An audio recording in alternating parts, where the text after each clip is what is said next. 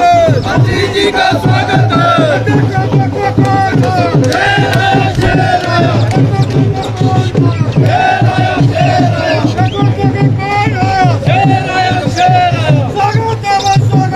मंत्री जी का स्वागत है। मंत्री जी का स्वागत है। मंत्री जी का स्वागत है। मंत्री जी का स्वागत है।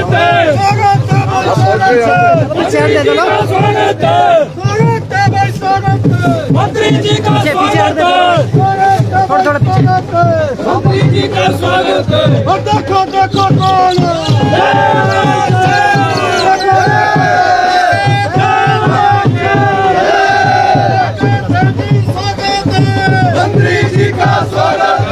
देखो देखो मंत्री जी का स्वागत है। मंत्री जी का स्वागत है।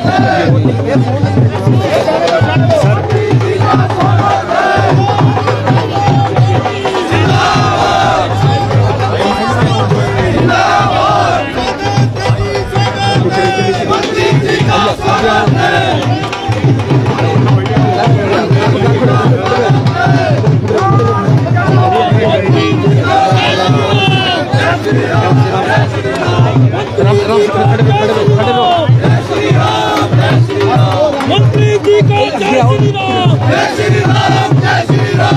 स्वागत है भाई, स्वागत है। मंत्री जी का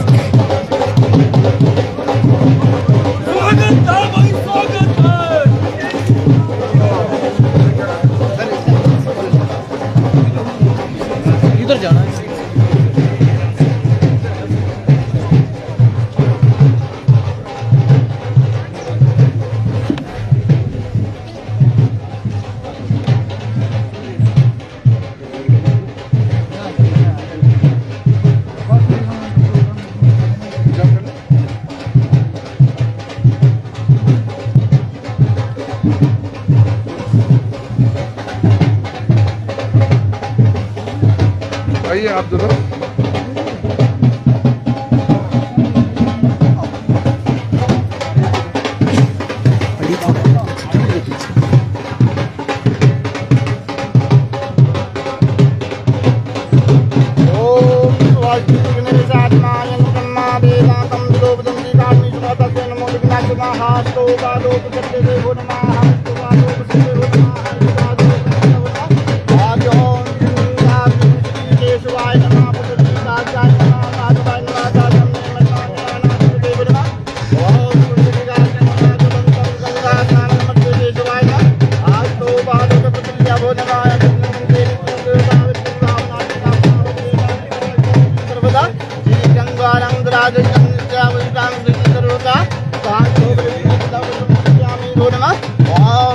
राजा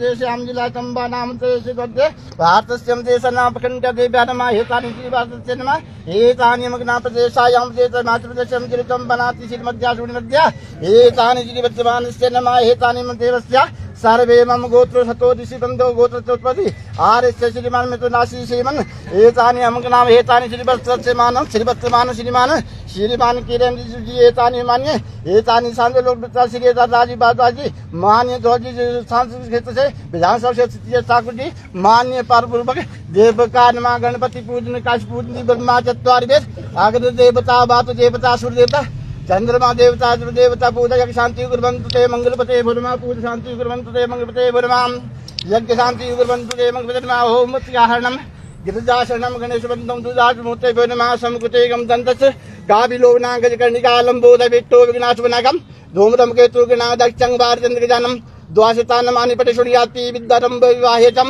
निर्गमय संग्राम संगतम चैतसजात समाता मादेवी पितश्चामेश्वराः मुझको सिद्धाता गणाधिपा गंगे चायमनम चैवं गोदावरं सरस्वती नर्मदे सिंधु कावेरी जलेषु सन्निधि गुरु इमग्नो ज्योतिर्जुष्टा माधस्याभ्यचपति त्वारिस्ते सर्वं धातु विश्वसा मोदमानो शेखर्ये राक्षोढं वाजनि भद्रभ्यां सत्सान् कन्दुभि सन्नो दिवासत्मनक्तम् ओम प्रियाचां घृतां च चण्डीके रक्षदक्षिण ब्राह्मणात्म सुलस्य सौम्यानि रूपाणि ते लोके चिन्तयानि चात् घोराणि तिष्ठासामाशाभं ओम विनायकं महापुण्यं सर्वदेवं नमस्कृतं विघ्नकुरुकास्ते मावापनाम दिव्यबुद्धि सहिता हे गणपते नमः पंचोपचारं संपूजे नमः ओम वक्रतुण्डं महाकार्यं सूर्यकोटि संप्रभा निर्विघ्नः तस्मै श्रीमन् महागणानादि पूज शांति कुर्वन्तु ते मंगलपते नमः पूज शांति कुर्वन्तु ते मंगलपते नमः एतानि स्नानार्थे पूजाय शांति कुर्वन्तु ते मंगलपते रूपं दीपं नैवेद्याय समर्पयामि नमः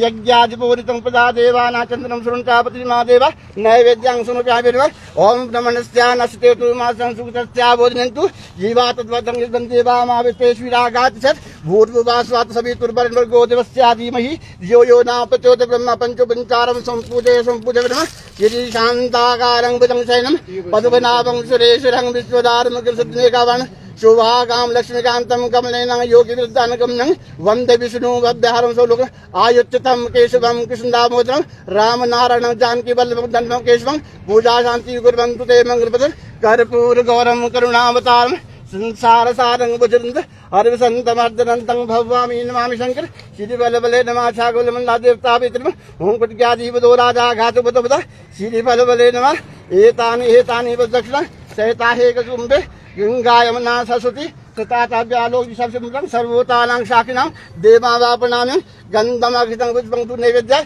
श्री फलबले नमः पूजा शांति कुर्वन्ते मंगलपते नमः ओम गंधार्घं समर्पयामि नमः आक्षतं समर्पयामि नमः धूपदीप नैवेद्याय समर्पयामि नमः गन्धम् आक्षितं पुष्पं धूपदीप नैवेद्य समर्पयामि नमः या फलनिर्या फलायश्च पुष्पत् गोयं प्रदानादिके समर्पयामि नमः यान्तु देवगणा सर्वे पूजमादाय मम्मीकमिष्टकां सिद्ध्यार्थं पुनरागमनाय आवाहनं न जानामि प्रापूजनं पूजाते न जानामि सम्यतां परमेश्वर ओम मन्त्रहीनं क्रियाहीनं भक्तिहीनं श्रेष्ठ यत् पूजितं मया देवं परिपूर्णं तदस्तु महादेव देवस् गासुरासुरत्या देवता छन्दनां प्रणम हेतु मंत्राक्षर लक्ष्मी उदाहरण नवदुरकर्पूर गौरम करुणावतारम संसार सारंग बुद्धिधर संतम हदनंदन भववामी नमामि शंकर ओम तमेव माता पिता तमेव तुम्हें बंधु सखा तमेव विद्याता तुम्हें सर्वम देव ओम देव शांति विद्युत शांति रापा शांति रोष्टा शांति वनस्पत शांति विष्णु शांति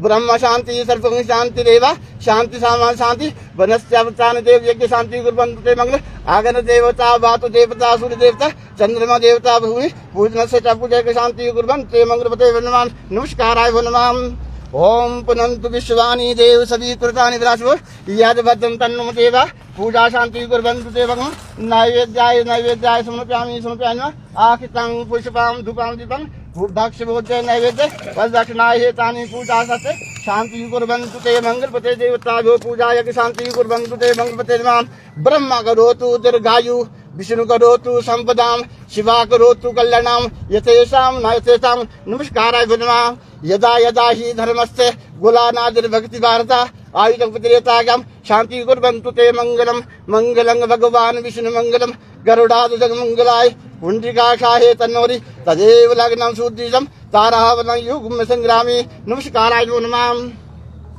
धन्यवाद पंडित जी, बहुत अच्छा।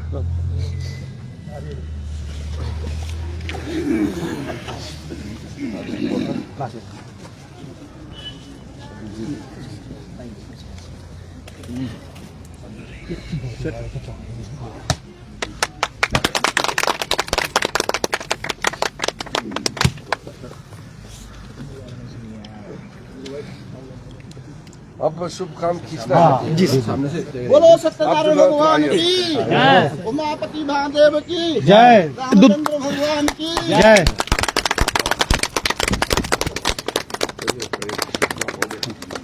धन्यवाद पंडित जी, बहुत धन्यवाद। अच्छा हो गया। माननीय मुख्य अतिथि महोदय, विधिवत शिलान्यास कार्यक्रम के पश्चात माननीय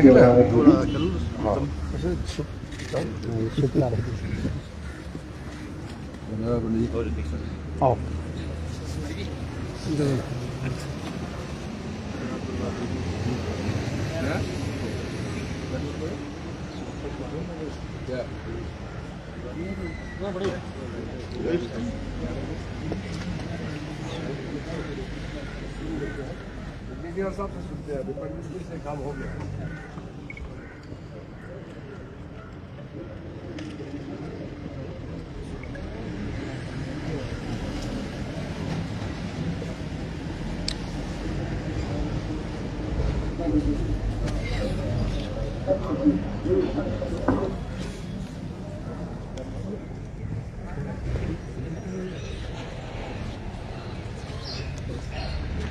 कितना स्टोरी डबल सिंगल है क्योंकि ये बहुत बड़ा होगा।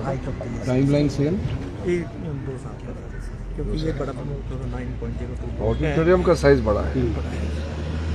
सोचा था कि इसके साथ ही पार्किंग हो जाएगी, जैसे आएंगे वो भी प्रावधान है।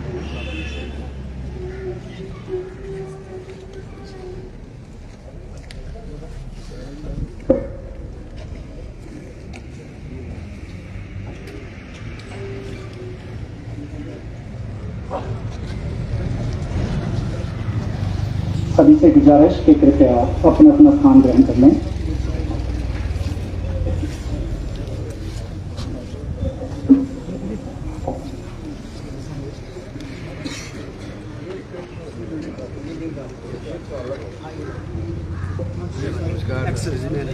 मंच के सामने से थोड़ा साइड में हो जाएं और कृपया बैठ जाएं। भारत सरकार के अल्पसंख्यक मंत्रालय द्वारा प्रधानमंत्री जन विकास कार्यक्रम के अंतर्गत 9 करोड़ 2 लाख रुपए की लागत से बनने वाले इंडोर स्टेडियम के विधिवत शिलान्यास के पश्चात हमारे बीच में आज के इस आयोजन के मुख्य अतिथि परम आदरणीय श्री किरण रिजिजू जी, माननीय संसदीय कार्य व अल्पसंख्यक कार्य मंत्री भारत सरकार, उनके साथ कांगड़ा चंबा संसदीय क्षेत्र के माननीय सांसद आदरणीय श्री राजीव भारद्वाज जी, आदरणीय स्थानीय विधायक श्री DS ठाकुर जी, श्री राम सिंह जी, ज्वाइंट डायरेक्टर अल्पसंख्यक मंत्रालय भारत सरकार, उपायुक्त चंबा श्री मुकेश जयसवाल जी, SP चंबा श्री विजय सकलानी जी, SDM सलूणी चंद्रवीर सिंह, अन्य सभी उपस्थित अधिकारी और कर्मचारी तथा उपस्थित सभी महानुभाव, आज के इस आयोजन में आप सभी का हार्दिक स्वागत और हार्दिक अभिनंदन है। कार्यक्रम के सर्वप्रथम मेरा सादर निवेदन रहेगा स्थानीय विधायक श्री DS ठाकुर जी से कि वो आए इस मंच से माननीय मुख्य अतिथि सहित आए अतिथियों का स्वागत करें और अपनी बात रखें। श्री DS ठाकुर जी।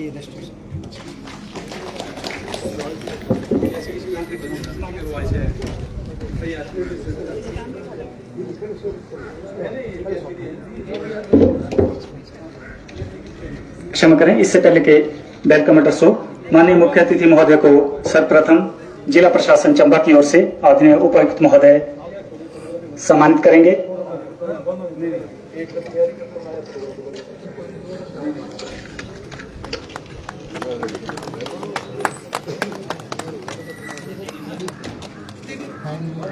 उपायुक्त महोदय से पुनः निवेदन कि इसके पश्चात कृपया माननीय सांसद श्री राजीव भारद्वाज जी को भी सम्मानित करें।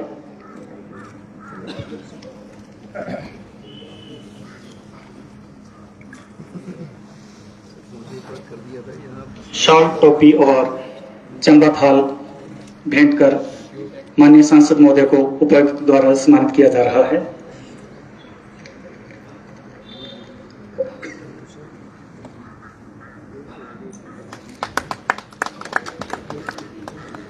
धन्यवाद महोदय। इसके पश्चात स्थानीय भाजपा मंडल के द्वारा सबसे पहले मुख्य अतिथि महोदय को सम्मानित किया जाएगा। DS ठाकुर जी, स्थानीय विधायक, कृपया माननीय मंत्री महोदय को सम्मानित करेंगे।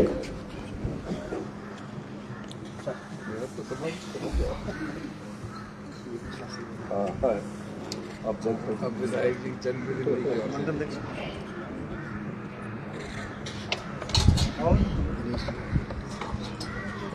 और इसके पश्चात श्री मदन ठाकुर जी जो मंडल अध्यक्ष हैं, वो माननीय सांसद महोदय को इसके पश्चात सम्मानित करेंगे।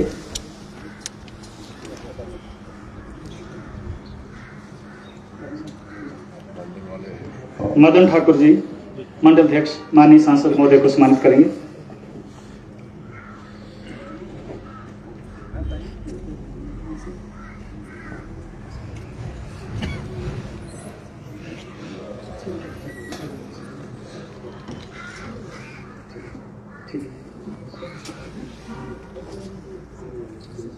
राम सिंह को और उनका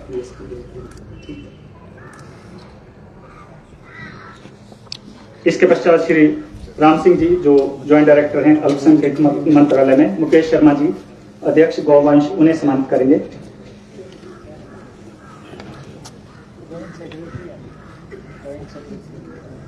ज्वाइंट सेक्रेटरी राम सिंह जी को सम्मानित करेंगे श्री मुकेश शर्मा जी।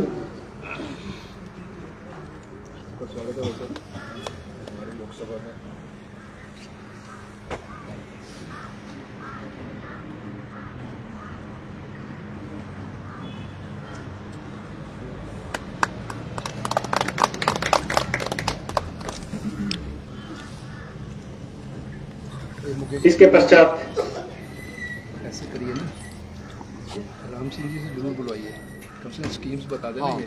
उसके बाद विधायक और सिर्फ मैं नहीं बोलूँगा, आप सुनिए। असली का जरूर तो ये है, सुनिए, इसमें विधायक जी और फिर सीधे मंत्री जी, मैं नहीं बोलूँगा, आप जरूर।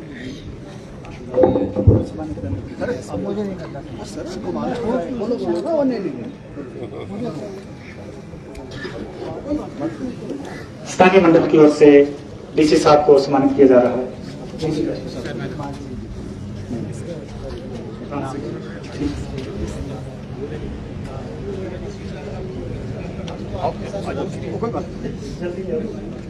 जल्दी करो।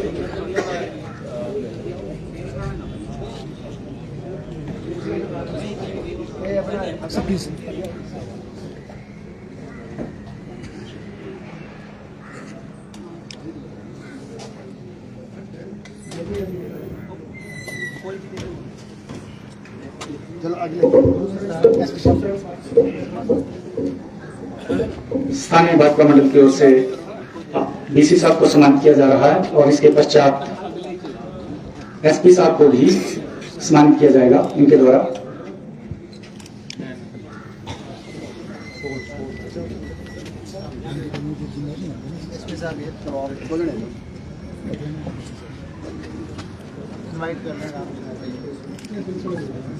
इसके पश्चात मेरा मंच पर संबोधन के लिए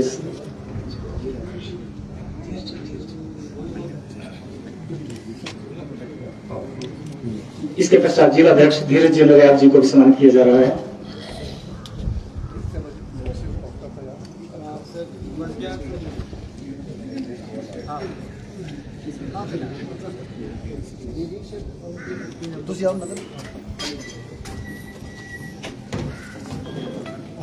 इसके पश्चात मंच पर संबोधन के लिए सादर आमंत्रित हैं ज्वाइंट डायरेक्टर अल्पसंख्यक मंत्रालय आदरणीय श्री राम सिंह जी। ज्वाइंट सेक्रेटरी क्षमा करें, ज्वाइंट सेक्रेटरी राम सिंह जी।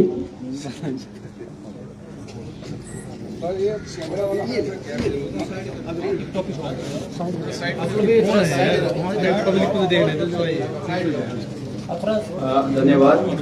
मैं केंद्रीय अल्पसंख्यक मंत्रालय की तरफ से आप सभी का यहाँ पर हार्दिक स्वागत करता हूँ। सबसे पहले तो मैं स्वागत करता हूँ हमारे माननीय केंद्रीय मंत्री श्री किरण रिजिजू जी, जो कि अरुणाचल प्रदेश से रहने वाले हैं। ऐसा ही टोपोग्राफी है वहाँ का, हिमाचल, हमारे हिमाचल की तरफ।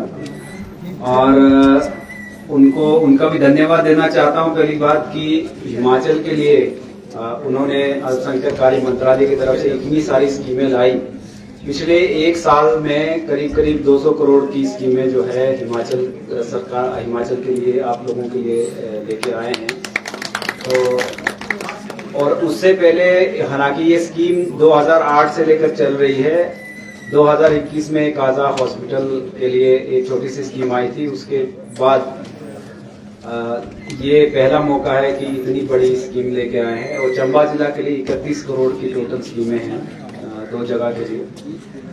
मैं माननीय लोकसभा सदस्य जो लोकल यहाँ के हैं डॉक्टर भारद्वाज जी, उनका भी स्वागत करता हूँ कि, और हमारे DS ठाकुर साहब जो लोकल MLA हैं, उन दोनों ने जो मेहनत की है ये स्कीम लाने के लिए आप लोगों के लिए, उसके लिए भी उनका धन्यवाद करता हूँ। और उनकी लिए लोग भी पढ़ाई के पात्र हैं। और हमारे जो जिलाधीश महोदय हैं मुकेश साहब, वो कॉन्स्टेंटली हमारे पीछे पड़े रहे कि हमारे लिए जो है जिला जो है बहुत पिछड़ा है और अल्पसंख्यक के लिए कुछ स्कीम नहीं मिला है। तो ये सब जो है सबकी मेहनत का नतीजा है। सबसे ज्यादा तो हमारे माननीय मंत्री जी हैं, उन्होंने जो है कॉन्स्टेंटली हमको बोला कि भाई अपने हिमाचल में जाओ और जगह जगह जाकर देखो कि अल्पसंख्यक के लिए क्या क्या स्कीम तैयार कर सकते हैं। तो हमारे जो अल्पसंख्यक कार्य मंत्रालय में जो काफी सारी स्कीमें हैं, जैसे कि प्रधानमंत्री जन विकास कार्यक्रम है, इसमें इंफ्रास्ट्रक्चर डेवलपमेंट होता है माइनॉरिटी एरियाज के लिए। उसमें जैसे हेल्थ है, एजुकेशन है, स्किल डेवलपमेंट है, ये सारी स्कीमें हैं। और इसके अलावा जैसे प्रधानमंत्री विरासत का संवर्धन विकास, PM विकास, ये एक स्कीम है जो basically skill development, women entrepreneurship और जो एम्पावरमेंट के लिए और हेरिटेज जो डेवलपमेंट के लिए एक स्कीम है। तो इस स्कीम के थ्रू भी जो स्किल डेवलपमेंट होता है उसके लिए भी हम लोग एक हिमाचल प्रदेश के लिए, हिमाचल प्रदेश यूनिवर्सिटी द्वारा हमारे यूथ के लिए एक स्कीम तैयार कर रहे हैं। मोस्ट प्रोबेबली नेक्स्ट मंथ तक वो स्कीम रेडी हो जाएगी। मैं वाइस चांसलर HP यूनिवर्सिटी से बात कर चुका हूँ। और इसके अलावा जैसे हमारा national minority development finance corporation है, NMDFC, उसके द्वारा माइक्रो फाइनेंस होता है। एंटरप्रेन्योरशिप के लिए स्पेशल लोन दिया जाता है माइनॉरिटीज के लिए, खाली 6% इंटरेस्ट का। और चंबा जिला से 324 लाभार्थी हैं इस स्कीम के और करीब 25 करोड़ रुपए दिए जा चुके हैं। टोटल हिमाचल में ऑलमोस्ट 120 करोड़ के आसपास जो है Himachal minorities development finance corporation के द्वारा हमारी जो NMDFC के थ्रू जो है ये आती है स्कीम। और हम चाहते हैं कि ज्यादा से ज्यादा इस स्कीम का यूटिलाइज करें चंबा के लोग। इस स्कीम में एंटरप्रेन्योरशिप माइक्रो फाइनेंस तो है ही है। जैसे आपको कोई दुकान लगानी हो, कोई होटल होम स्टे वगैरह करना हो, कोई छोटी मोटी फैक्ट्री लगानी हो, उसके लिए तो है ही है। इसके अलावा जैसे किसी बच्चे को कोई एडमिशन मिलता है बड़े बड़े इंस्टीट्यूट्स में और घर में पैसे नहीं है, तो बिल्कुल सॉफ्ट लोन 3% इंटरेस्ट का लोन जो है, जो कि एक्चुअली आपसे वसूली तभी होगी जब आप जॉब में लग जाएंगे 1 साल के बाद। जैसे 4 साल का कोर्स खत्म होगा उसके 1 साल के बाद। और फॉरेन में भी जैसे अभी बताया था हमारे NMDFC के जो लोकल स्टेट चैनलाइजिंग एजेंसी के, उन्होंने कि भाई यहाँ से चंबा से एक सिख कम्युनिटी के हैं, माइनॉरिटी कम्युनिटी के, जो कि फॉरेन गए हैं करके उन्होंने भी लोन लिया है। तो ये सारी स्कीमें बताने के लिए माननीय मंत्री जी जो है पर्सनली आपके पास आए। पिछली बार हम लोगों ने काजा लाहौल स्पीति का दौरा किया था और उनको बहुत आप लोगों से प्यार है पहाड़ी एरिया से, तो ये स्पेशल जैसे अभी वो आपने भाषण में बताएंगे, तो इसी तरह मैं आप सभी लोगों का यहाँ पे स्वागत करता हूँ। और हमारे मंत्री जी के साथ उनकी पूरी टीम आई है, हमारे कलीग हैं सचिन जायसवाल जी जो यूपी के रहने वाले हैं वो भी आए हैं, और बाकी आप जो पार्टी के लोग यहाँ जो मौजूद हैं और आप सभी गणमान्य लोग सलोनी एरिया के, आप सभी का धन्यवाद जो यहाँ पे आए हैं। तो ये सारी स्कीमें हैं। उसके अलावा जैसे हज का है, माइनॉरिटी अफेयर्स का, हम लोग 1,75,000 लोगों को हज में भेजते हैं। इस साल पॉपुलेशन के हिसाब से हिमाचल का कोटा जैसे चंबा से जा रहे हैं 65 लोग, तो उनको स्पेशली भेजा जाएगा, उनको स्पेशल इक्विपमेंट्स दिए जाएंगे कि उनका ट्रैकिंग वगैरह हो, उनकी सेफ्टी सिक्योरिटी हो। तो ये सारी स्कीमें हैं। तो इतना ही मुझे कहना था, और होपफुली आगे भी काफी सारी स्कीमें हम लोग प्रपोज करेंगे आपके एरिया के लिए।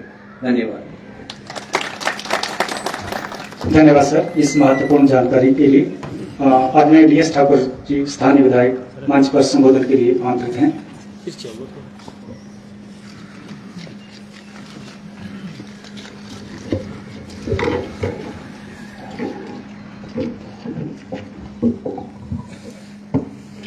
भारत माता की जरा जोर से हो जाए, मंत्री साहब को पता लगे कि बड़ा जोश है। भारत माता की, भारत माता की, भारत माता की, वंदे वंदे। माननीय केंद्रीय संसदीय कार्य और अल्पसंख्यक कार्य मंत्री आदर के योग्य श्री किरण रिजिजू जी, हमारे कांगड़ा चंबा के लोकप्रिय सांसद माननीय डॉक्टर राजीव भारद्वाज जी और मंत्री जी के साथ जॉइंट सेक्रेटरी राम सिंह जी और उनके पूरे स्टाफ, हमारे सम्माननीय डिप्टी कमिश्नर श्री मुकेश जायसवाल जी, SP चंबा श्री विजय सकलियानी जी, हमारे जिले का सम्मानीय अध्यक्ष धीरज नयाल जी, रणजी भाजपा के हमारे तीनों मंडलों के अध्यक्ष, हमारे सातों मोर्चों के अध्यक्ष, हमारे अल्पसंख्यक के अध्यक्ष, और उपस्थित सभागार में हमारे सभी वरिष्ठ भारतीय जनता पार्टी के कार्यकर्ता, सम्मानित मंच और सभी अधिकारी और कर्मचारी, हमारे सब डिवीजन सलोनी के SP महोदय और सभी सब डिवीजन के अधिकारियों का मैं आज के इस कार्यक्रम में तहे दिल से मंत्री जी का स्वागत अभिनंदन करता हूं। एक बार जोर से ताली हो जाए। दिल्ली से आए हैं और आपके लिए बहुत बड़ी सौगात लेके आए हैं, तो आप में जोश होना चाहिए। आज डलहौजी विधानसभा क्षेत्र और सलोनी उपमंडल में, यहाँ सलोनी पंचायत में माननीय मंत्री जी ने बहुत बड़ी हमें जो सौगात दी है। Indoor stadium with parking 9 crore 2 lakh, जरा जोर से ताली हो जाए, छोटा अमाउंट नहीं है। मैं तहे दिल से, और हमारे लोकप्रिय सांसद डॉक्टर राजीव भारद्वाज जी का भी, जिन्होंने ये हमारा बहुत बड़ा युवाओं के लिए जो एक इंडोर स्टेडियम का हमें तोहफा दिया है, दोनों मानवभूति का मैं बहुत दिल की गहराइयों से धन्यवाद करता हूं। और देश के प्रधानमंत्री यशस्वी श्रीमान नरेंद्र भाई मोदी जी, जिन्होंने युवाओं के लिए पूरे देश में खेल को आगे ले जाने के लिए और हमारे हर जगह जो है स्टेडियम दिए जा रहे हैं। जैसे हमारे जॉइंट सेक्रेटरी महोदय ने बताया कि जिला चंबा के साथ पूरे हिमाचल को 200 करोड़ रुपए के हमारे खेल के मैदान और इंडोर स्टेडियम का जो हमें तोहफा दिया है, मैं माननीय प्रधानमंत्री जी का इस मन से उनका तहे दिल से धन्यवाद करता हूं। साथियों, ये माननीय हमारे केंद्रीय अल्पसंख्यक मंत्री, ये हमारे बहुत ही युवा है और ये 1991 से जो है सांसद का चुनाव ये लड़ रहे हैं। ये विभिन्न मंत्रालय का इनको कार्यभार मिला था। पीछे 2020 में चलो चंबा, वहां पे जो एक कार्यक्रम हुआ था उसमें भी ये, तब ये राज्य खेल मंत्री थे, इन्होंने चंबा कि 2 दिन के प्रवास में रहे थे, वहां भी हमने इनसे मांगे थे कि हमें जिला चंबा को डलहौजी विधानसभा क्षेत्र के लिए इंडोर स्टेडियम दिया जाए। माननीय मंत्री महोदय जी का बहुत बड़ा विजन है। उन्होंने लंबा समय जाने के बाद भी हमारे यहाँ डलहौजी के लिए जो इतनी बड़ी सौगात दी है, मैं तहे दिल से इनका धन्यवाद करता हूँ। माननीय महोदय जी, हमारा क्षेत्र जो है काफी पिछड़ा क्षेत्र है और 44 पंचायतें जो हैं ये बीएसपी में आती है, बैकवर्ड पंचायतें हैं, काफी दूर दराज का क्षेत्र है, लोगों को आने जाने की असुविधा काफी है और यहाँ हमारे हॉस्पिटल तो है तो स्टाफ की काफी कमी है। तो आपके ध्यान में डालना चाहूंगा कि अपने फंड से यहाँ हमारी जो जो कमियां हैं, बिल्डिंग की हो, स्टाफ की हो, मेडिसिन की हो, वो आपको एमपी साहब के महोदय से हम ये डिमांड करेंगे, उसको आप पूरा करने का आज आश्वासन देंगे। और जो हमारे लोकप्रिय सांसद जी हैं, इनका भी बहुत बड़ा हमें योगदान रहता है और सड़कें की बात हो, जल जीवन की बात हो, तो ये जितनी भी डीपीआर है इनके माध्यम से बन रही हैं। और विशेष तौर पर देश के यशस्वी प्रधानमंत्री श्रद्धेय नरेंद्र भाई मोदी जी का हम धन्यवाद करते हैं कि इन्होंने डलहौजी, मैं अपनी विधानसभा की बात करूं, डलहौजी कंस्टिट्यूंसी को जो हमें केंद्र से फंड मिला है इन 4 सालों में, जब हमारे डबल इंजन की सरकार थी, केंद्र में मोदी जी प्रधानमंत्री थे और प्रदेश में माननीय जयराम जी मुख्यमंत्री थे, तो हमें इस विधानसभा क्षेत्र को माननीय मंत्री महोदय जी 300 करोड़ रुपए की जल जीवन मिशन के तहत हम पानी की लिफ्ट स्कीम मिली पूरी विधानसभा क्षेत्र के लिए और 500 करोड़ रुपए के हमें जो प्रधानमंत्री ग्राम सड़क योजना के तहत जो है हम यहाँ सड़कों का निर्माण हो रहा है। काफी धन जो है केंद्र से आ रहा है। अभी जो हाल में ही 104 करोड़ रुपए जो है जिला चंबा को बिजली विभाग को दिया गया है, जिसमें 34 करोड़ रुपए जो है विधानसभा क्षेत्र डलहौजी के लिए नए ट्रांसफार्मर, नए सब स्टेशन, जिसमें बनीखेत और तेलका में नए 2 सब स्टेशन बनने हैं और पूरी विधानसभा सोलूनी उपमंडल और डलहौजी उपमंडल में जो है नई लाइनें और नई ट्रांसफार्मर जो रखी जा रही है, कंपनी को काम मिला हुआ है। वो बहुत बड़ी सौगात जो है केंद्र से मोदी सरकार ने हमें दी है। साथ में जो आपदा में भारी यहाँ नुकसान हुआ जिला चंबा में, मंडी के बाद जो है जिला चंबा में भारी आपदा आई, जिससे हमारी डलहौजी कृषि यूनिवर्सिटी में भी काफी घरों का नुकसान हुआ। जो घर जो है टोटल हमारे 500 के करीब जो है क्षतिग्रस्त हुए हैं और उसमें काफी लोगों का नुकसान हुआ है। कुछ तो लोगों की भरपाई हुई भी है, कुछ जो अभी बचे हैं। तो डी साहब यहाँ बैठे हैं, मेरा आपसे निवेदन रहेगा कि जो बच गए हैं, जिनके मकानों को अभी मुआवजा नहीं मिला है, महोदय आप उनको देने की जल्दी कृपा करेंगे। और साथ में जो हमारे लिंक रोड हैं जो पीडब्ल्यूडी विभाग द्वारा बनाए गए थे, वो भी कुछ अभी तक बंद पड़े हैं। और साथ में जो ब्लॉक द्वारा जो लिंक रोड बनाए गए थे, कच्चे जो फुटपाथ वगैरह बनाए गए थे, या ट्रैक जो हमारा अंजनी माता तक उसका काम शुरू हुआ था, कई ऐसे ट्रैक्स हैं जो बंद हो गए हैं। तो मेरा डीसी महोदय से निवेदन रहेगा, एमपी साहब से, कि वहां बच दिया जाए पंचायतों को, हमारे बीडीओ महोदय को, ताकि वहां का जल्दी विकास हो, ताकि लोगों को आने जाने की असुविधा ना हो। मंत्री महोदय, आप यहाँ आए, बाहर आए, मैं दिल की गहराइयों से आपका स्वागत और अभिनंदन करता हूँ और आपसे निवेदन करता हूँ कि हर साल आपका चंबा जिला का दौरा हो। आप भी पहाड़ी क्षेत्र से आते हैं, उत्तरांचल से, और चंबा भी पहाड़ी क्षेत्र एक जैसी हमारी भौगोलिक स्थिति है।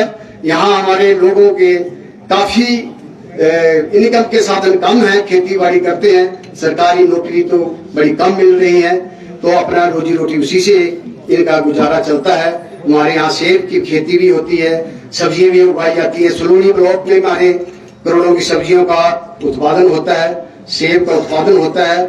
ऐसी हमारी यहाँ की भौगोलिक टोपोग्राफी भी है। डलहौजी हमारा विधानसभा क्षेत्र है जो थोड़ा शहर का एरिया है, उसके बाद सारा जो हमारा 98% एरिया जो है ग्रामीण एरिया है, और साथ में लगता JNK हमारा स्टेट है, हमारा बॉर्डर का एरिया है। यहाँ से भांदर केहार पदरी जोत जो है वो 17,000 लैंड जो है हमारी है।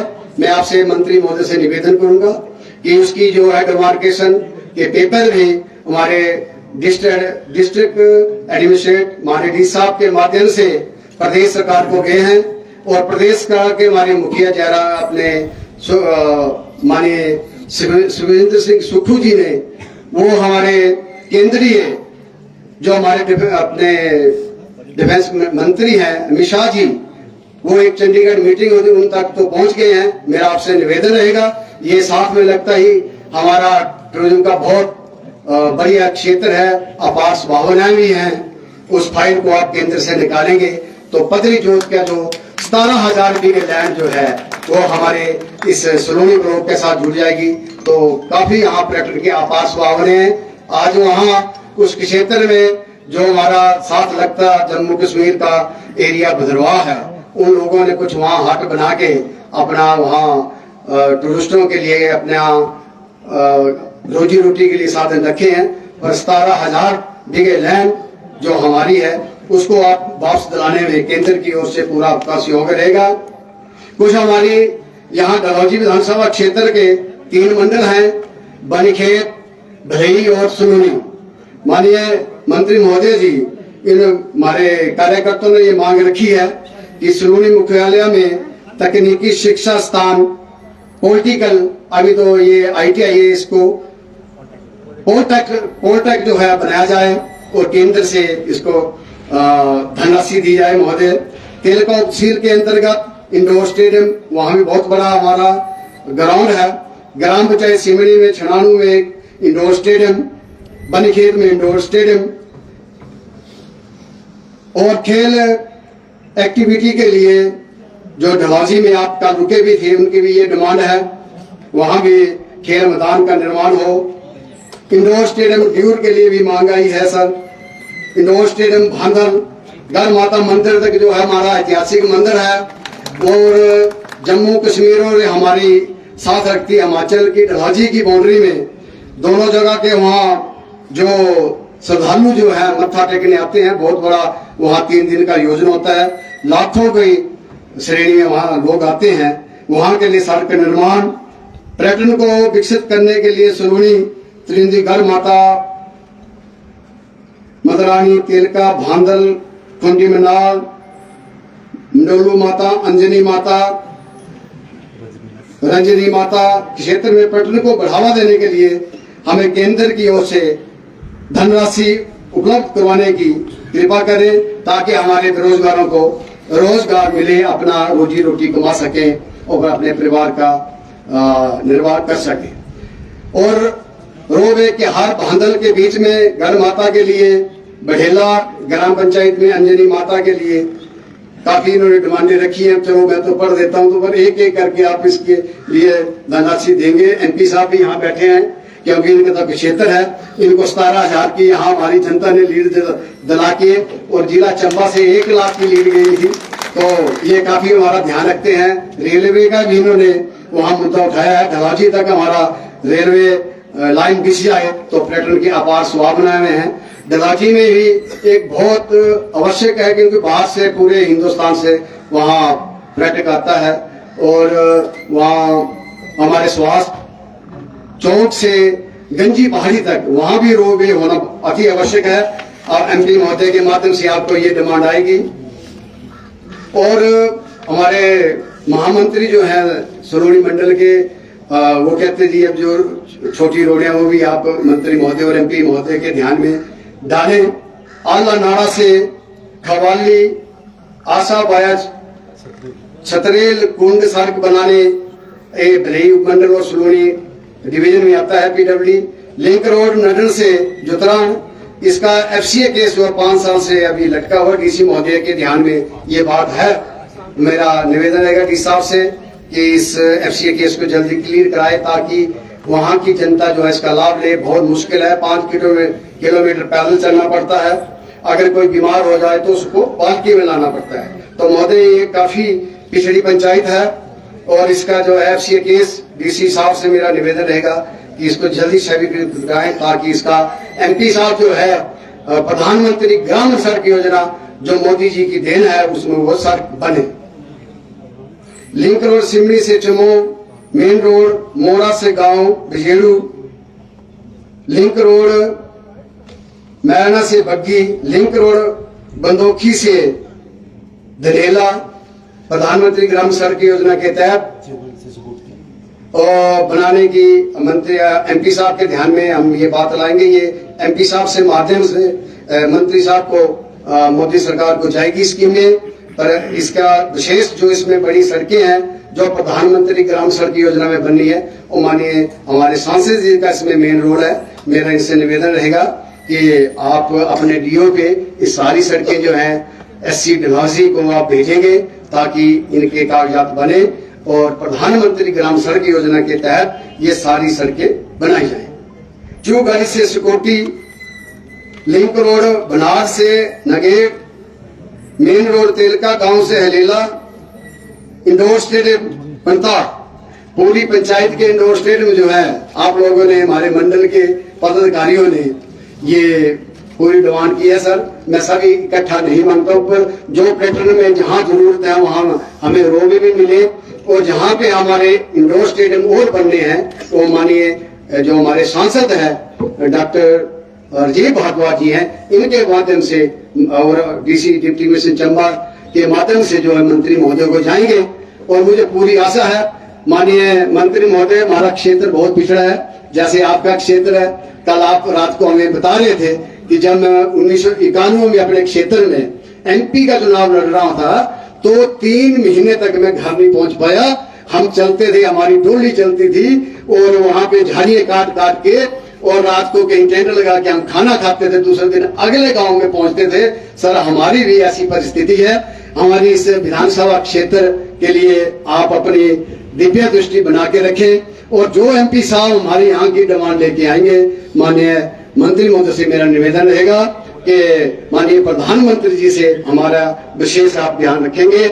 मैं ज्यादा टाइम आपके बीच में नहीं रहूंगा क्योंकि मंत्री महोदय जी का हमें संबोधन मिलना है, आशीर्वाद मिलना है, क्योंकि ये दिल्ली से चल के आए हैं और 2 दिन से ट्रैवलिंग में है। पहले ये तीसा में गए, वहाँ भी इंडोर स्टेडियम और ITI का शिलान्यास हुआ। हमारे यहाँ सलूनी में इंडोर स्टेडियम जिसकी लागत आपको मैंने बता दी जो 9 करोड़ 2 लाख रुपए है, इसका भी निर्माण जो है जल्दी शुरू करवा दिया जाएगा। साथ में पार्किंग की यहाँ बहुत बड़ी समस्या थी और डीसी साहब और एमपी साहब ने इस पे जो सुझाव दिए हैं कि साथ ही उन पार्किंग को बना दिया जाएगा ताकि हमारा हेडक्वार्टर भी है और सब डिवीजन एसडीएम साहब यहाँ बैठते हैं, तहसीलदार साहब और बीडीओ साहब और हमारे डीएसपी साहब यहाँ बैठते हैं। तो यहाँ पे हेडक्वार्टर रोज का 2000 लोगों को पूरी पंचायतों का यहाँ आना जाना है। महोदय आपका आशीर्वाद ऐसा ही बना रहे। मैं एक बार दिल से माननीय मंत्री महोदय जी का, इनके पूरे स्टाफ जी का जो इतने प्रयासों से हमें इतनी बड़ी बड़ी सौगातें इन्होंने दी हैं, तहे दिल से मैं धन्यवाद करता हूं। और सम्मानित सभी मंच का उपस्थित हमारे सभी भारतीय जनता पार्टी के वरिष्ठ कार्यकर्ता, हमारे जितने भी पदाधिकारी हैं, जितने भी हमारी लोकल यहाँ के जनता आई है, उनका मैं धन्यवाद करता हूँ, अपनी बहनों का धन्यवाद करता हूँ और अल्पसंख्यक के हमारे जो यहाँ लोग आए हैं इनका सभी का और अल्पसंख्यक के अध्यक्ष शाहिद मोहम्मद जी का भी मैं आज के कार्यक्रम में पहुंचने पर धन्यवाद करता हूँ। और जो स्कीम में जो है हमारे सेक्रेटरी महोदय ने बताई है वो युवा साथियों के लिए, उसके 1 साल जो है आपको ट्रेनिंग जो है फ्री केंद्र सरकार अपने मंत्री कार्यालय से मिलेगी शिमला में। उसमें हमारे अल्पसंख्यक के लोग भी होंगे और जनरल लोग भी होंगे, एसटी भी होंगे, एससी भी होंगे, सभी को उसमें आपको ट्रेनिंग मिलेगी। उसके बाद अगर जितने भी कंपनियां हैं या सरकारी जितने भी जहां भी पोस्टें निकलेंगी आपको इसका लाभ मिलेगा। इन्हीं शब्दों के साथ मैं अपनी वाणी को विराम देता हूं। जय हिंद, जय भारत, जय हिमाचल। धन्यवाद विधायक महोदय। इसके बाद मंच पर संबोधन के जरिए हमारा मार्गदर्शन करने के लिए मेरा सादर निवेदन है माननीय संसदीय तथा अल्पसंख्यक कार्य मंत्री भारत सरकार परमात्मा श्री किरण रिजिजू जी से मंच पर संबोधन के लिए।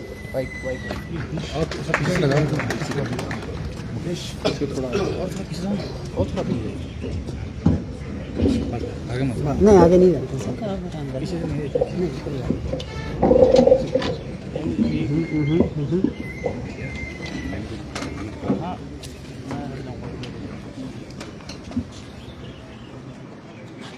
चंबा कांगड़ा के लोकसभा सदस्य मेरे साथी डॉक्टर राजीव भारद्वाज जी और आपके होनहार विधायक बिलौसी और इस क्षेत्र के डीएस ठाकुर जी, मेरे साथ आए मंत्रालय से ज्वाइंट सेक्रेटरी राम सिंह जी, चंबा जिले के deputy commissioner Mukesh ji, SP Vijay Kumar ji, SDM सलोनी चंद्रवीर जी, भारतीय जनता पार्टी के जिला अध्यक्ष धीरज नरियाल जी और उनके जितने भी साथ काम करने वाले अलग अलग पद में हमारे मंडल भारतीय जनता पार्टी के जो अध्यक्ष हैं, सदस्य हैं और यहाँ पंचायत राज और अलग अलग क्षेत्र में काम करने वाले जो बुजुर्ग भी है,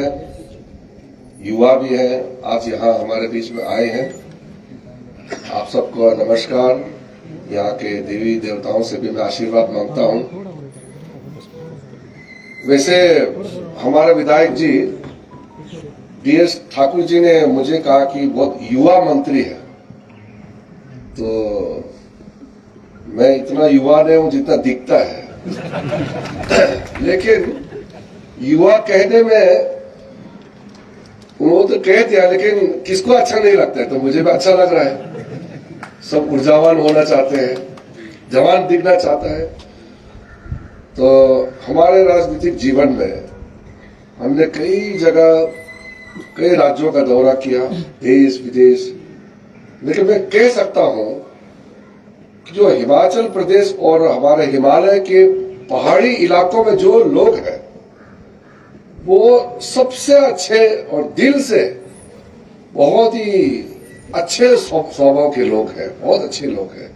मैंने जब भी पहाड़ों में आया है मैंने हमेशा ये देखा है कि यहाँ रहने में बहुत मजा आता है, टेंशन नहीं होते। यहाँ बाहर से कभी हवा खराब करने के लिए आ जाते हैं, मगर अपना यहाँ के लोग पूजा पाठ करना, खेती करना, मेहनत करके अपना घर संभालना, अपना गाय बकरा जो है उसको संभालना, बहुत ही साधारण जीवन जीते हैं। और जो लोग साधारण जीवन जीते हैं उनके जीवन भी बहुत सरल होता है। मेहनत तो करना पड़ता है क्योंकि हमारा भौगोलिक परिस्थिति ऐसा है, लेकिन धीरे धीरे परिस्थिति भी बदल रही है। जैसे अभी जिक्र किया, मेरा जो गृह प्रदेश है वहां तो अंग्रेज लोग भी नहीं आ पाए, तो इसलिए उस जमाने में अंग्रेजों का तरफ से जो बिल्डिंग या रास्ता वगैरह जो बनाते थे वो भी हमारे वहां पहुंच नहीं पाए। यहां तक कि मैं कह सकता हूं कि मैं सांसद बनने के बाद ही असली डेवलपमेंट वो शुरू हुआ है। लेकिन यहाँ जो डलहौजी जैसे जगह है, शिमला जैसे जगह है, ये अंग्रेजों के जमाने से कार्य चलते आ रहे हैं। उनका अंग्रेजों के जो ऑफिसर आते थे रहते थे वो वेकेशन के हिसाब से पहाड़ों में बैठ करके गर्मियों से छुट्टी के लिए अपना वेकेशन मनाने के लिए अंग्रेज लोग आते थे। तो उस नाते विकास का कई कार्य उस समय शुरू हुआ, मगर वो सब काम उस इलाकों तक रहा जहां अंग्रेज रहते थे। चंबा जैसे जगह और ये सलोनी जैसे इतना दूर दराज में तो विकास पहुंच नहीं पाए। हम लोग जब सरकार में आए तब देखा, आकलन किया कि क्या अभी तक हमने प्राप्त किया है और आगे क्या करना चाहिए। प्रधानमंत्री जी ने जब हम लोग सरकार बनाया तो आप लोगों को याद होगा कि ताज्जुब की बात है, अभी भी इतने साल आजादी प्राप्त करने के बाद भी भारत देश में कई ऐसा चीज है जिसके ऊपर में किसी का ध्यान नहीं गया। तो हम लोग मंत्रिमंडल का पदभार संभालते ही सबको कहा, प्रधानमंत्री मोदी जी ने, कि अभी भी गांव दूर दराज में और यहां तक कि शहरों में भी जो झुग्गी झोपड़ी है वहां लोगों के पास बैंक अकाउंट नहीं है। तो मैं भी तो पहाड़ और दूर दराज से आता हूं, तो मुझे भी मालूम है। वो लोग कहते थे कि बैंक अकाउंट खोल के क्या करेंगे, पैसा तो है नहीं, अकाउंट में है, पैसा जमा करने के लिए पैसा होना चाहिए, ये कहते थे। और आधे से ज्यादा को तो पता ही नहीं कि बैंक अकाउंट कैसे खोला जाता है, क्योंकि बैंक तो शहर के पास में होते हैं, गांव में तो बैंक नहीं होते। तो मोदी जी का कहना था कि ऐसा नहीं चल सकता है। जब हम राष्ट्र को विकसित राष्ट्र बनाना चाहते हैं तो उसमें हर एक जन, भारत देश में किसी कोने में कोई भी हमारा नागरिक रहता है, उसको बैंकिंग सर्विस यानी कि फाइनेंशियल सर्विस के साथ जुड़ना जरूरी है। तो हम लोगों ने जनधन का शुरू किया। तो जनधन खाता खोलने के साथ साथ फिर आधार का काम शुरू किया। आधार, मैं तो गृह मंत्रालय में रहा है शुरू में, पहले टर्म में, तो हम लोगों ने आधार का कई बार मीटिंग वगैरह करके आधार को हमने प्रयोग करना शुरू किया।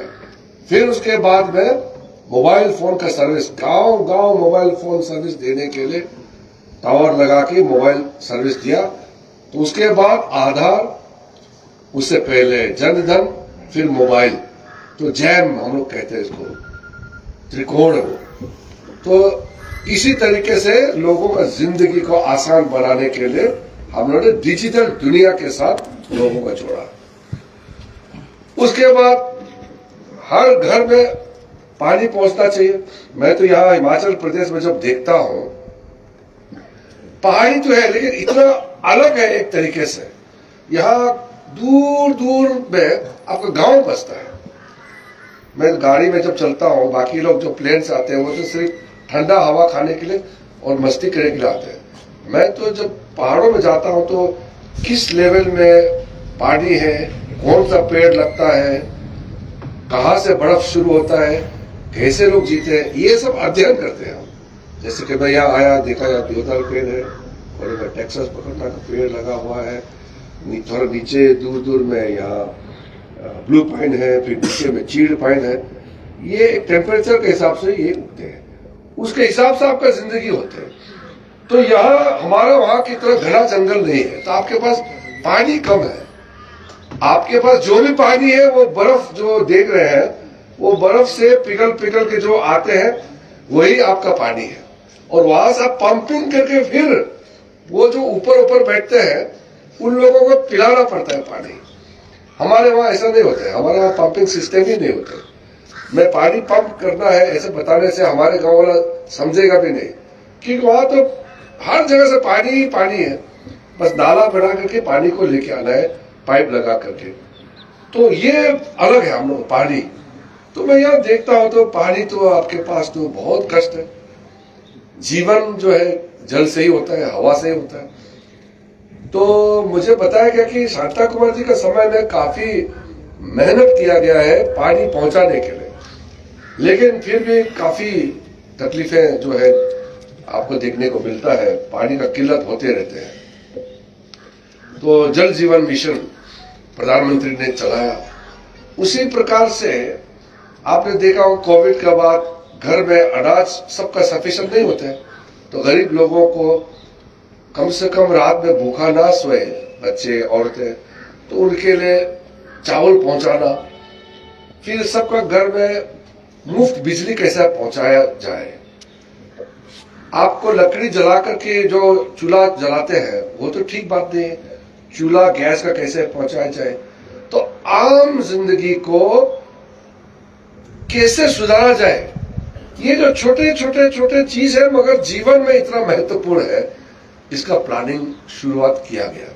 मैं तो कई साल विपक्ष में सांसद भी थे, तब तो साल में अगर 2-4 गैस सिलेंडर मिल गया तो भी लोग कहते थे बाप रे बाप इतना दे दिया है। लेकिन मोदी जी ने कहा कि ये इसका किल्लत नहीं होना चाहिए, जब चाहे मिलना चाहिए। टेलीफोन लाइन लगाने के लिए लोग लाइन लगाते थे, ऐसा नहीं होना, घर पे जिसका पैसा है वो अपना टेलीफोन लगा ले। तो हर एक क्षेत्र में काम करना शुरू किया। तो धीरे धीरे हमने देखा कि पिछले 11 सालों में आम भारतीय लोगों का जिंदगी में काफी सुधार आया है। लेकिन आप सबको मालूम है, जिंदगी में कोई भी चीज पर्याप्त नहीं होते।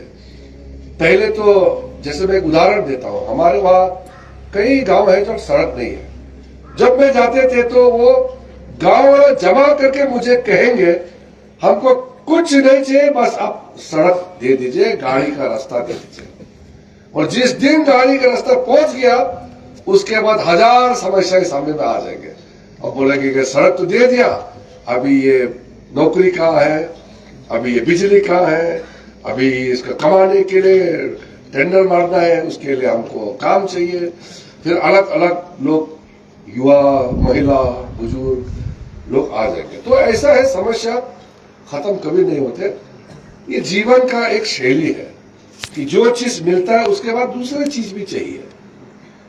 ये कोई खराब बात नहीं है, ये मनुष्य का एक पहचान है कि कभी भी चुपचाप नहीं बैठेंगे, कुछ चीज मिलेंगे तो और कुछ चीज और आपको प्राप्त करना है। इसलिए ये जो मैंने जो याद दिलाया, वो हमने जो किया है वो है जिंदगी का मूल सुविधा के लिए। अब आपका आमदनी कैसे आए, क्योंकि पहले तो खेती करता है, उससे जो उत्पादन होता है वही खाते हैं। अब तो उससे जिंदगी चलेगा नहीं।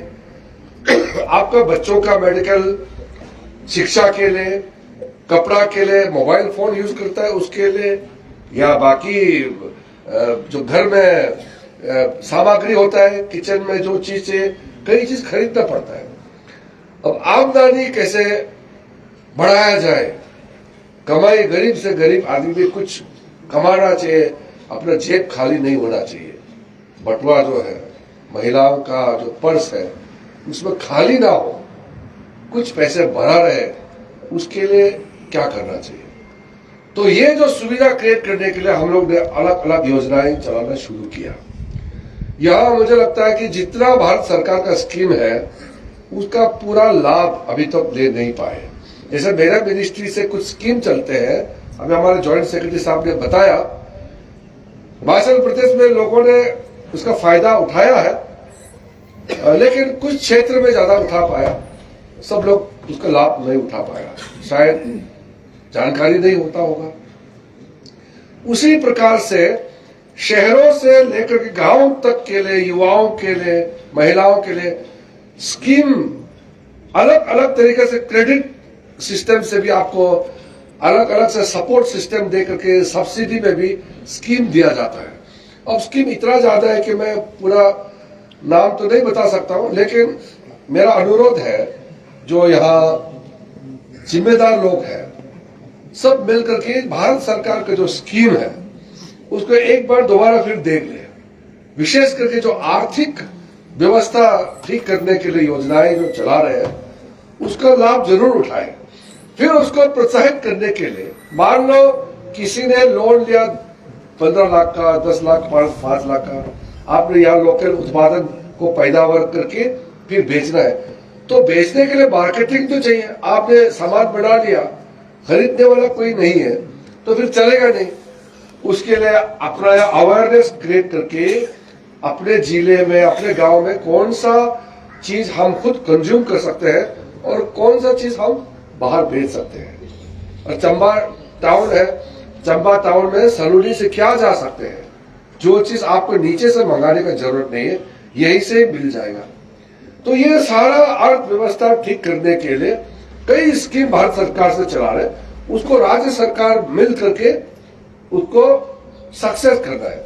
कभी कभी राजनीति की वजह से गड़बड़ हो जाता है, तो अब इतना स्कीम हम लोग दे रहे हैं, अभी इस वक्त हमारा सरकार हिमाचल में नहीं है, तो हम उस दिन भी सीएम साहब को मिले शिमला में, तो हम जब आगे जा रहे थे तो उन्होंने कहा कि स्कीम तो बहुत सारा दिया है, हम लोग फिर और भी स्कीम चाहिए। तो हमने भी कहा कि हम जितना चाहिए हम लोग देता ही है, और आपके जो जरूरत हिसाब से तालमेल करके काम करेंगे। लेकिन क्या है कि राजनीति में तो कभी कभी हम जितना भी स्कीम दें, यहाँ जो कांग्रेस सरकार है वो कभी भी नहीं कहेंगे कि भारत सरकार से इतना मिल गया है। राजनीति चीज ही ऐसा है। इसलिए मैंने आज वहां तीसा में हम लोग मीटिंग किए, तभी मैंने बताया उन लोगों को कि हम इतना काम कर रहे हैं, उसका लाभ पहुंच भी रहे और कुछ जगह नहीं पहुंच भी पा रहे, ऐसे भी हो सकता है। तो मैंने एक एग्जाम्पल देके कहा कि मैं अल्पसंख्यक मंत्रालय का भी जिम्मेदारी मेरे पास है, तो जितने हमारे मुसलमान भाई बहनों के लिए कितने काम किए हमने, बहुत काम किए, यहां तक कि उनको हज जाने के लिए सऊदी अरब में मक्का मदीना जाते हैं, वहां तक का इंतजाम भी मैं खुद जा करके उसका इंतजाम किया। फिर हमारे यहाँ में मेजोरिटी मुसलमान जो है बीजेपी को वोट देते नहीं, तो मैंने कहा कि क्यों नहीं देते, हमने जितना काम किया किसी और ने किया क्या? तो हमने दिल्ली में आया, फिर हमने बिहार में भी, यूपी में भी कई जगह मीटिंग किया, सबको कहा। आज मैं ये राजनीतिक भाषण के लिए नहीं आया हूं, इसलिए मैं उदाहरण के तौर पर बोल रहा हूं। तो हमने कहा कि वोट आपको जिसको देना है आप दीजिए, आपका पसंद से, मगर हम इतना काम किया है भारतीय जनता पार्टी मोदी जी ने, तो फिर हमको क्यों वोट नहीं देंगे? बताइए, एक कारण बताइए जो हमको क्यों वोट नहीं देंगे।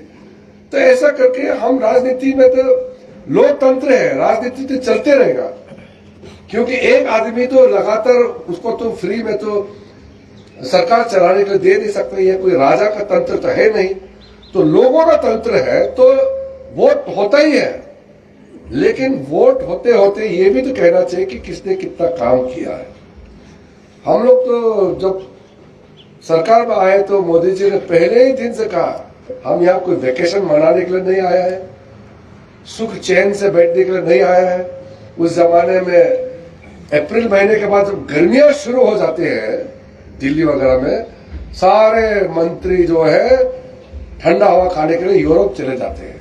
आजकल तो कोई सोच भी नहीं सकता है भारत सरकार में कि छुट्टी के लिए बाहर जाए, यहाँ तक कि हम लोग तो छोड़ दीजिए, अधिकारी को भी हम लोग जाने नहीं देते आजकल। तो हमारा जो तंत्र है, काम करने का तरीका है, काफी बदलाव हो चुके हैं। तो मेरा सिर्फ इतना ही कहना है कि हम लोग जब मेहनत कर रहा है उसका लाभ लोगों तक अगर नहीं पहुंचे तो फिर हम इतना मेहनत करके परियोजनाएं चलाते हैं, योजनाएं बनाते हैं, तो उसका क्या फायदा है अगर उसको लोग लाभ उठा करके अपने लिए काम में नहीं ला सकते हैं। इसलिए कई स्कीम्स को जब तक तालमेल नहीं होता है, पंचायत अधिकारी, हमारे जनप्रतिनिधि, कर्मचारी और आम जनता, जब तालमेल नहीं होगा तो फिर योजना जो है किताबों में रह जाएगा। तो योजना को सही चलाने के लिए मेरा तरफ से भी अनुरोध है, जो आज यहाँ स्कीम लेके आए हमने, जैसे हमारे पहले बता चुके हैं कि जब मैंने पूछताछ किया, इस इलाके में खेलने के लिए, युवाओं के लिए कोई बड़ा इंडोर स्टेडियम नहीं है, तो हमने सोचा है कि मेरे मंत्रालय से कुछ तो दे दे, हम इतने साल तक यहाँ में अगर कुछ नहीं बना तो ये हम अल्पसंख्यक उस समाज के नाम से स्कीम दे रहे हैं, मगर ये किसी एक धर्म जाति के लिए नहीं है, सबके लिए है। स्कीम तो किसी से कहीं से भी लाएंगे हम, है तो भारत सरकार दे रहे हैं, यानी कि जनता का पैसा है, तो इसमें सब योगदान करके अच्छा से 20 महीने में बन जाएंगे ये घर। और ऐसा आप नहीं दिखा होगा, इतना बड़ा हॉल, अंदर में टेनिस होगा, अंदर में बैडमिंटन होगा, सब कुछ वहां पार्किंग वगैरह सब बना करके शानदार आप वहां टूर्नामेंट, आप योजनाएं बना करके अलग अलग चीज वहां खेल का ये आप आयोजन कर सकते हैं, टूर्नामेंट कर सकते हैं। तो उसी प्रकार से आगे हमने जो ITI के लिए जो बिल्डिंग दिए हैं, वहां भी एक स्पोर्ट्स का हमने दिया है, तो वहां तीसरा साइड में भी वो लोग वहां भी टाइम दिया 18 महीने में कंप्लीट करने के लिए। ये वाला हॉल थोड़ा बड़ा हॉल है, इसलिए 2 महीने ज्यादा लगेंगे, ऐसा इंजीनियर साहब का कहना है। तो ठीक है, 2 महीना ज्यादा ही सही, काम अच्छा हो तो हम तो निगरानी करते रहेंगे। मगर यहाँ हमारे MP साहब राजीव भारद्वाज जी बहुत एक्टिव MP है, जमीनी से जुड़े हुए MP है, तो वो हमसे तालमेल में रखते हैं। तो उनके निगरानी में MLA साहब PS ठाकुर जी का निगरानी में हमारे DC साहब जमीन पे प्रशासनिक व्यवस्था देखते हैं। तो ये सुनिश्चित करके कि 20 महीने में ये काम शुरू हो जाए, ताकि आज हम आपके बीच में आए हैं और 2 साल होने से पहले बस ये काम हो जाना चाहिए, तो हमको भी अच्छा लगेगा। जो चीज हमने शुरुआत की है जमीन में वो पूरा खड़ा हो जाएगा। तो वैसे ही हम लोग कई मुद्दे आपने रखा है मेमोरेंडम के तौर पर।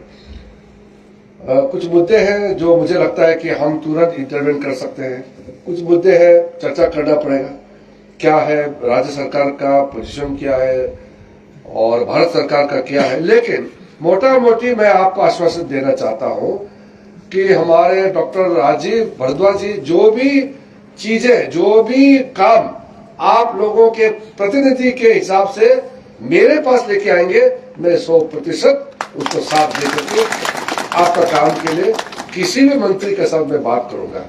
सामूहिक जिम्मेदारी होता है, विभाग अलग अलग होते हैं, हमारा कैबिनेट में कई मंत्री हैं, तो इस कैबिनेट में जब हम लोग बैठते हैं तो फैसला सामूहिक होते हैं, मंत्रालय का काम होता है, लेकिन उसका पैसा देने का काम तो कैबिनेट करते हैं, सैंक्शन तो कैबिनेट करते हैं जो बड़े बड़े स्कीम होते हैं। तो इसलिए सामूहिक जिम्मेदारी होने के नाते मंत्री कोई भी हो, हमारा भी उसमें हिस्सेदारी है, जिम्मेदारी है।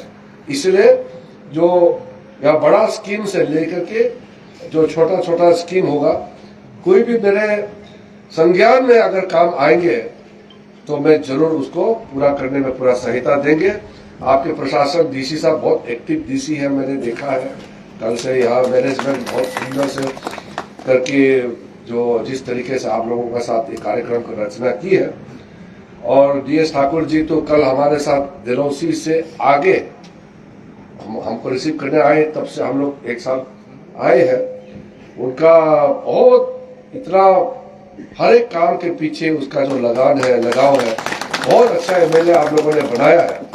तो ऐसा जन प्रतिनिधि अगर होते हैं तो लोगों का सुख दुख, जैसे मैंने शुरू में कहा, जिंदगी में तकलीफें होते ही हैं, कई मुसीबतें होते रहेंगे। अगर मुसीबत नहीं है तो फिर हम इंसान नहीं है, लेकिन उस मुसीबत को समझ करके उसका समाधान करने का प्रयत्न करना वो बहुत बड़ी बात है। तो ऐसा आपका डीएस ठाकुर साहब है, राजीव जी के साथ में तो मैं संपर्क रहूंगा ही दिल्ली में, तो हमारे साथी है लोकसभा में।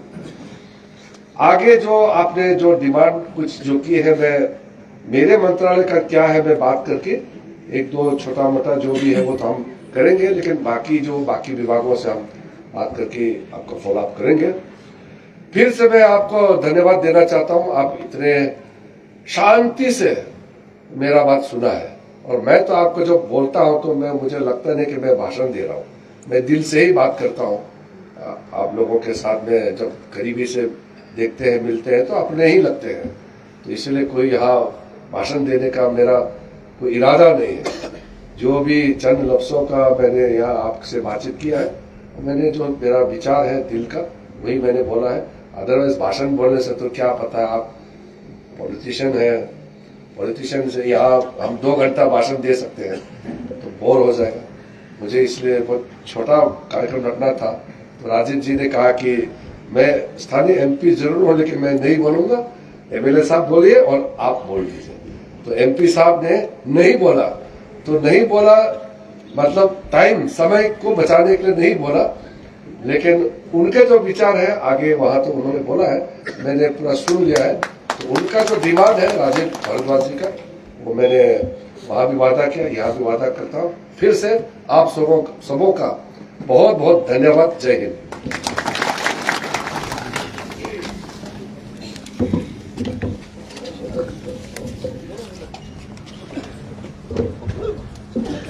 इसके बाद मेरा सादर निवेदन है आदरणीय उपायुक्त महोदय से धन्यवाद प्रस्ताव प्रस्तुत करने के लिए। माननीय अल्पसंख्यक कार्य मंत्रालय के मंत्री श्री किरण रिजिजू जी, सर आपका चंबा पधारने पे बहुत बहुत स्वागत। साथ में सर की टीम में Shri Ram Singh ji, joint secretary government of India, ministry of minority affairs, Shri Sachin Jaiswal ji जो कि सर के प्राइवेट सेक्रेटरी है, उनका भी बहुत बहुत धन्यवाद।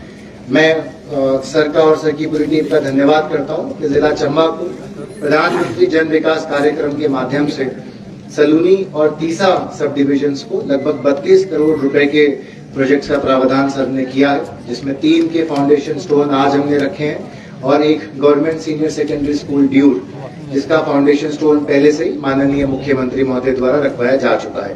तो सर का बहुत बहुत धन्यवाद कि इन्होंने चंबा जैसे जिले में हमारी माइनॉरिटी पॉपुलेशन के दुखों को और उनकी समस्याओं को समझा, सर्वोपरि रखा और आज दिल्ली से पार्लियामेंट्री सेशन के बीच में समय निकालकर तीसा और सलूनी, जो ऐसे दुर्गम क्षेत्र हैं जहां पे बहुत बार हमारे शिमला के अधिकारी भी नहीं पहुंच पाते हैं, वहां पे दिल्ली से आए और अपने साथ में अपने सीनियर ऑफिसर्स को लेकर आए। उसके लिए सर का और टीम का बहुत बहुत धन्यवाद। साथ ही में धन्यवाद हमारे माननीय सांसद महोदय का, उनका सपोर्ट, उनका साथ हमेशा हमारे साथ रहता है, और हमारे स्थानीय विधायक महोदय का, और यहाँ की जो प्रबुद्ध जनता है और स्थानीय प्रशासन है, जिन्होंने इस आयोजन को सफल बनाने में हमारा सहयोग किया। आप सबका बहुत बहुत धन्यवाद। Thank you.